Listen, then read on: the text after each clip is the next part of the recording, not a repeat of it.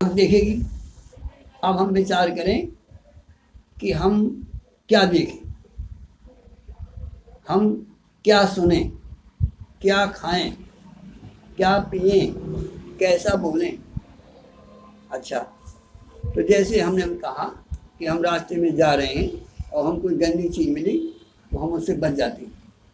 तो इसी प्रकार से हमारे मन को क्या क्या ऐसी आवश्यकता है या क्या क्या चीज़ ऐसी है जिससे हमारा मन गंदा होता है। सबसे पहले आप आइए नाक, नेत्र में। जब हम आप किसी को देखते हैं तो क्या होता है कि हम नाना प्रकार की कल्पनाएं करने लगते हैं और उसमें हम ये नहीं देख पाते यदि हम उसमें श्री राम का दर्शन कर सकें। जैसे गोस्वामी जी ने दर्शन किया, मीरा ने किया कि जो कुछ भी देखती थी सब में उसको श्री राम दिखाई देता। कैसे?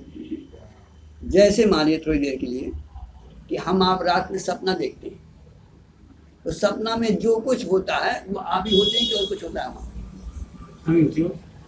लेकिन उस समय हमें ज्ञान नहीं होता।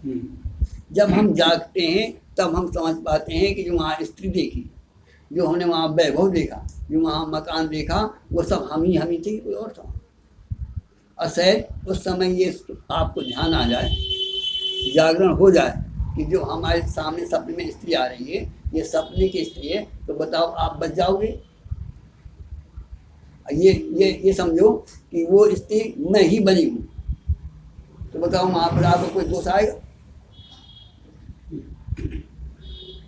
ये ख्याल आते ही तो ऐसे ही संसार में जो कुछ भी दिखाई दे रहा है, जो कुछ भी XYZ, भगवान कहते हैं जड़ चेतन जीव जग क्या है, सकल राम में जा। हर चीज वो सबका आधार है। अच्छा देखिए, और थोड़ा गहराई में आप देखो, थोड़ी देर के लिए आपने जंजीर बनवाई, तो जब जंजीर बनी तो क्या उसमें सोना नहीं होगा? मतलब जिस चीज से जो चीज बनती है आजू, उसमें वो चीज मौजूद हुई या हुई। आपने चाकू आपने लिया, चाकू है वो, लेकिन क्या उसमें लोहा नहीं हुआ?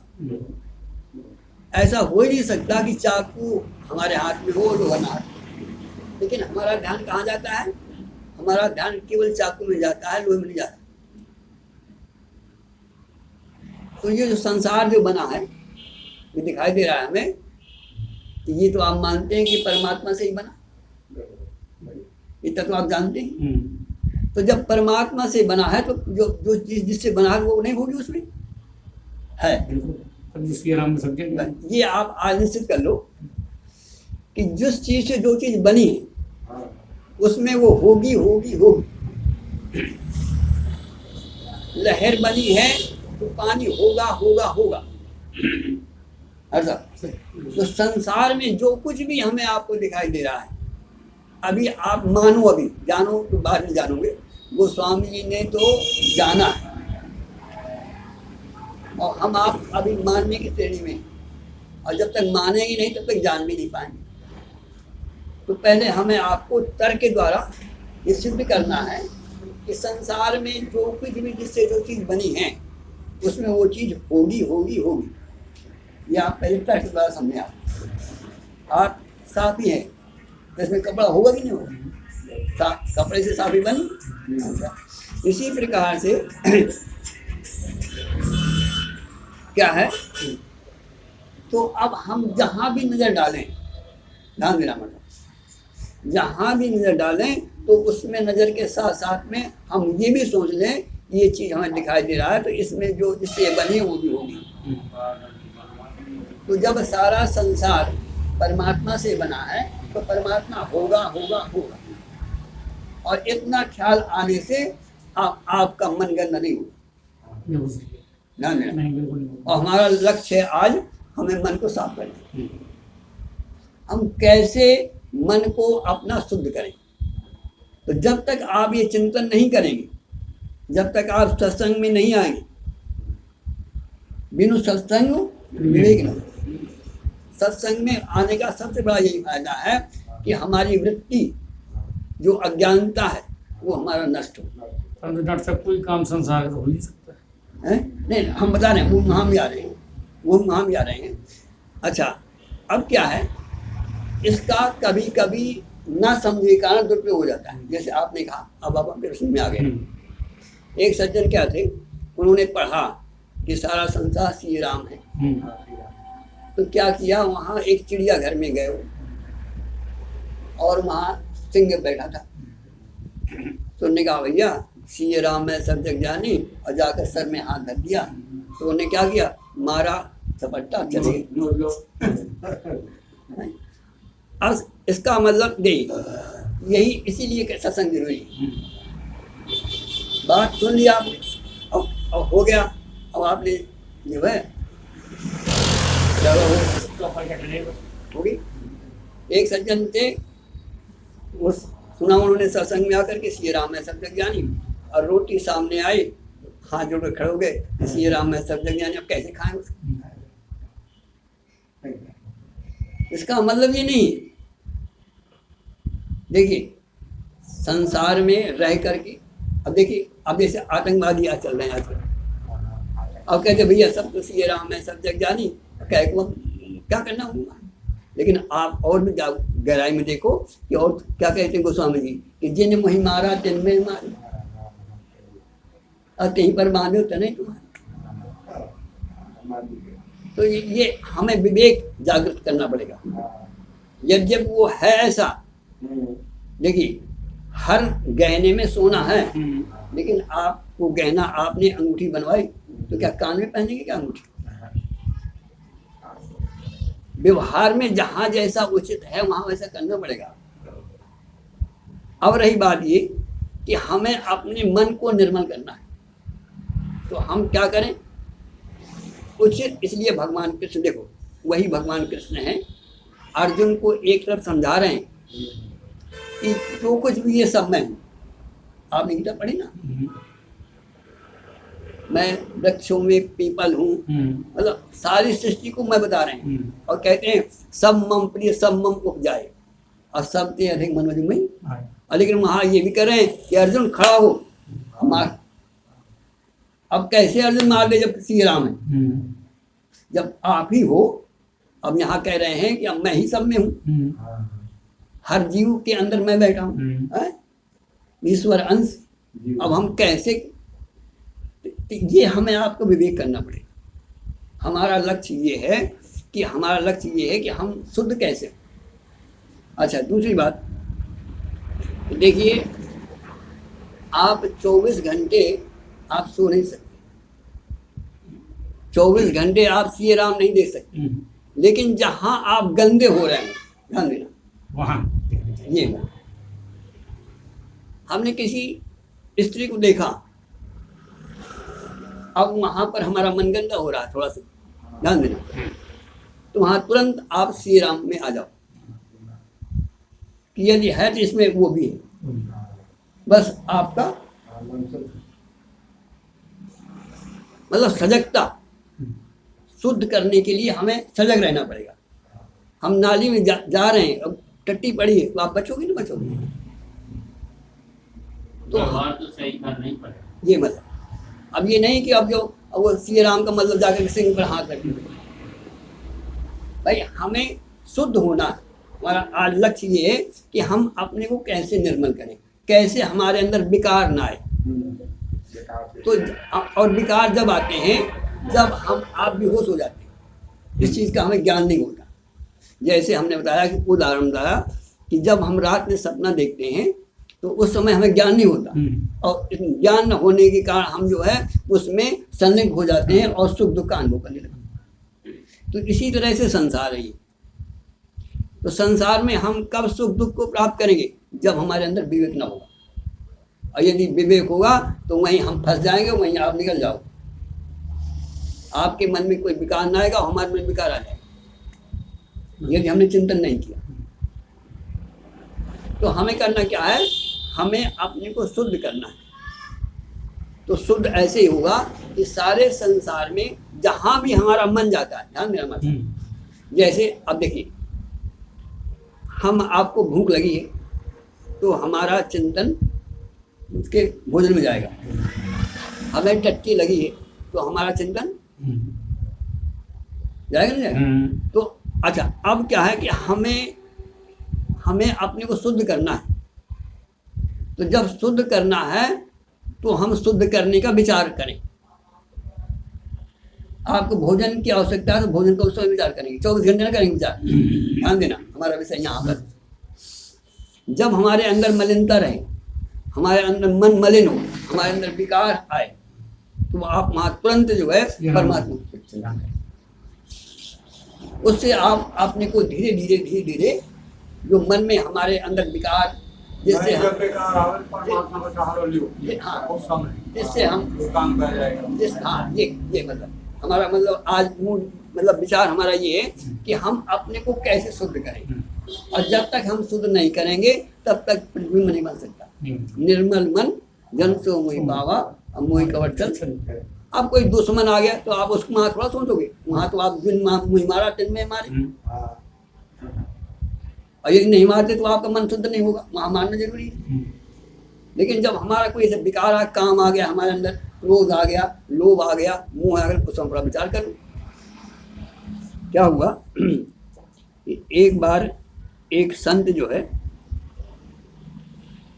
वो के पास एक सज्जन पहुंचे। उन्होंने कहा महाराज, मैं जहाँ भी जाता हूँ मुझसे ये कहा जाता है कि तुम चोरी छोड़ दो, और मैं चोरी छोड़ दूँ, मेरा काम कैसे चले? अब बड़ी परेशानी। तो उन्होंने कहा अच्छा तुम एक बात बताओ, तुम गए तो संत के यहाँ और तुम्हारी चोरी न छूटी, और सबको यही कह रहे हैं कि भैया तुम पहले चोरी छोड़ो तब काम बने। तो उन्होंने कहा तुम इस संत के पास नहीं गए, मुझे ऐसा लगता है तुम चोरों के पास ही पहुँच गए, इसलिए तुम जो है सफल नहीं हो पाए। उन्होंने कहा महाराज अब आप ये आज्ञा कर दो, मैं भजन करना चाहता हूँ, मैं निर्मल होना चाहता हूँ, लेकिन मेरी चोरी नहीं छूटती, मैं क्या करूँ? उन्होंने कहा अच्छा कल आना। वो संत जो गए एक भंडारे में, और राजा का भंडारा था।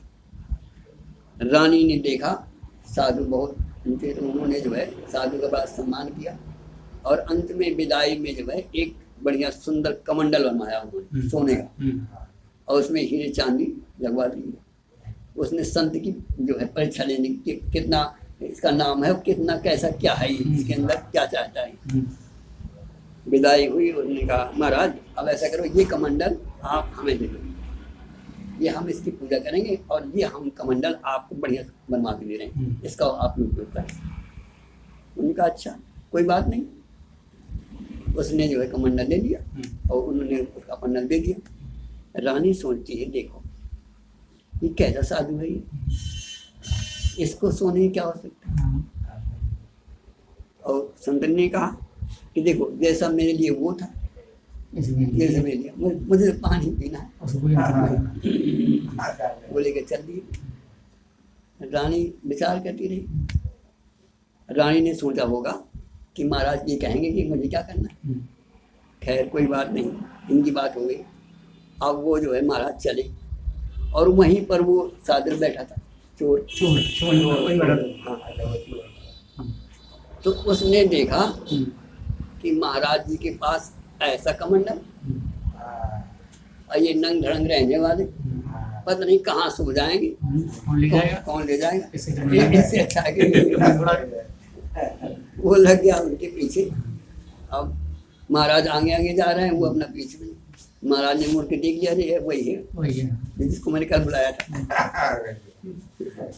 अब क्या हुआ कि महाराज की जंगल में कुटिया थी, वो अंदर चले गए कुटिया में, और वो जो है ताक में बैठ गया कि महाराज आए हैं, हाँ दोपहर में हैं, अब ये सो जाएंगे, बस आराम से घुसूंगा निकाल लूँगा।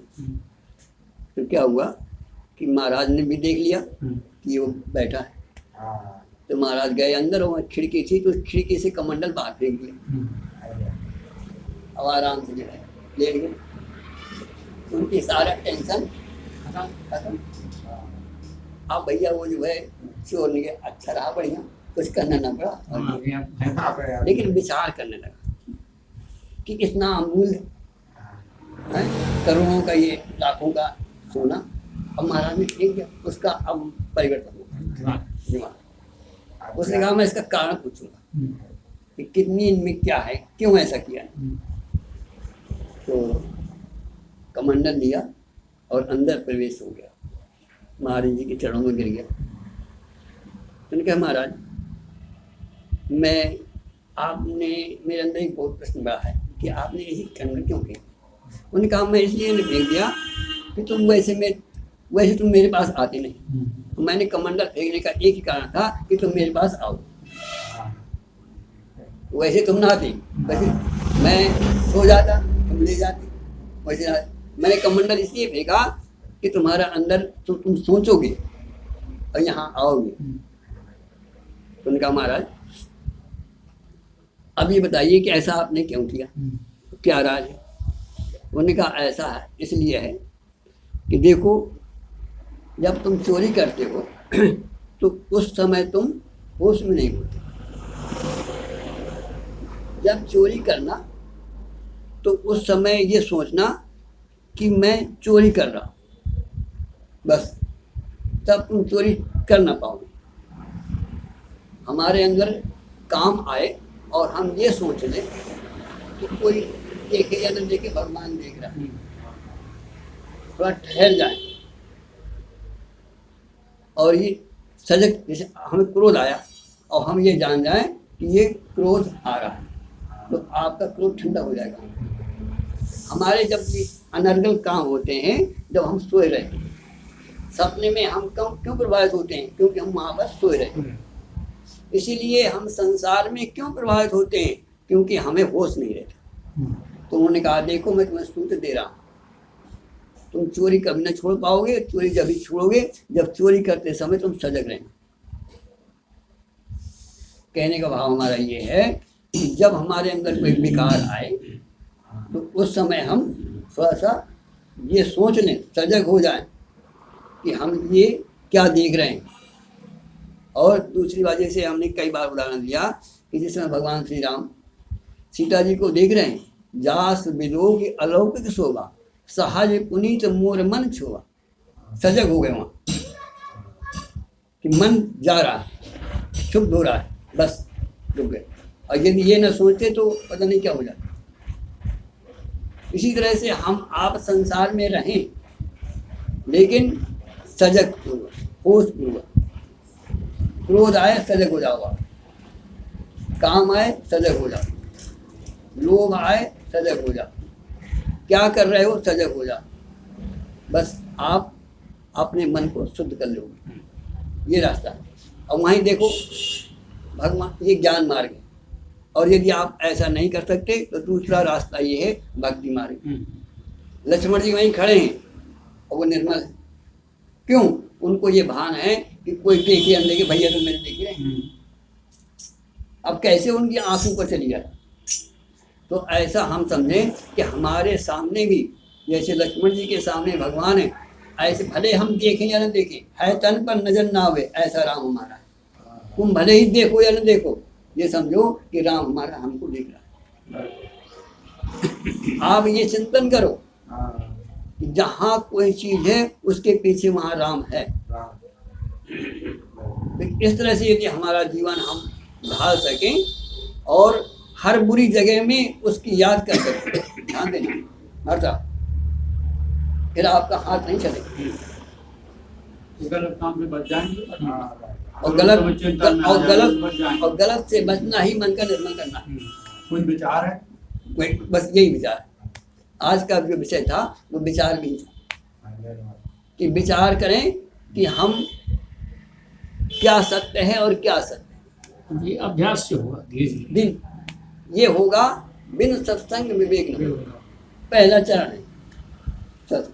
फिर अभी तो हम अभी सुन रहे हैं उसको और मान रहे हैं, इसके बाद फिर प्रैक्टिकल करके जीव। देखिए आप खाते हैं, सोते हैं, चलते हैं, उठते हैं, बैठते हैं, लेकिन खा रहे हैं और मन कहाँ जा रहा है? माला जप रहे हैं, यहाँ जा रहा है वहाँ, क्योंकि सजगता नहीं है। तो कहने का तात्पर्य हमारा ये है कि हर क्षण हमें सजगता पूर्वक हम कोई भी कार्य कर रहे हैं तो वहाँ पर यदि कोई गलत कार्य कर रहे हैं, अच्छा कार्य करो तो कोई बात नहीं है, और गलत कार्य करने में ये सोच लो कि बेहोश होकर नहीं करना। चोरी करना है तेरा होश से करो, बजाय आपने होश में चोरी की फिर आप चोरी न कर पाओ। मन मैला हो रहा है, हमारे अंदर विकार आ रहा है किसी को देख करके, तो वहाँ सोच लो कि जो है भले ही हम न देख पा रहे हो लेकिन भगवान हमको देख रहा है, और जो जिसको हम देख रहे हैं इसमें भगवान है। बिल्कुल। और है कि नहीं है। सत्य। तो कहने का विषय ये है कि हमें अपने को मन को निर्मल करना। निर्मल मन जन सो मुई पावा और मुई कपट छल छिद्र। इस तरह से हम अपने जीवन को राम की याद करके सजगता पूर्वक, और देखो इसी तरह से हम आप ध्यान में भगवान के भजन में सजग नहीं रहते, सो जाते हैं, भजन करते करते सो जाते हैं, जबकि हमारी सजगता बराबर ऑलरेडी है। हम सोने को भी जानते हैं, हम सपने को भी जानते हैं, और हम जागृत को भी जानते हैं, लेकिन हम उसके प्रति सोए रहते हैं, बेहोश रहते हैं। इसी का नाम होश है। इसलिए कहा कि उठे जागे मुसाफिर भोरे भई अब रहने कहाँ जो सोवत है। उठ जा, जाग नहीं बल्कि उठ जा, और कहाँ सत्संगी, जहाँ तुझे सत्य और सत्य का विचार हो, जिससे तू अपने मन को निर्मल कर सके। मुसाफिर हो, इसीलिए हम आए कि हम कैसे मन को निर्मल करके उस परमात्मा का अपने मन में, अपने दर्पण में परमात्मा का दर्शन कर सके। सुमृत हरि श्राव गतवानी और सहज विमल मन लाख समाधि। उस परमात्मा का स्मरण ही सहजता का, हमें निर्मलता का अनुभव करा देगा। बोलो वृंदावन बिहारी लाल की जय। बहुत सुंदर। ये आपका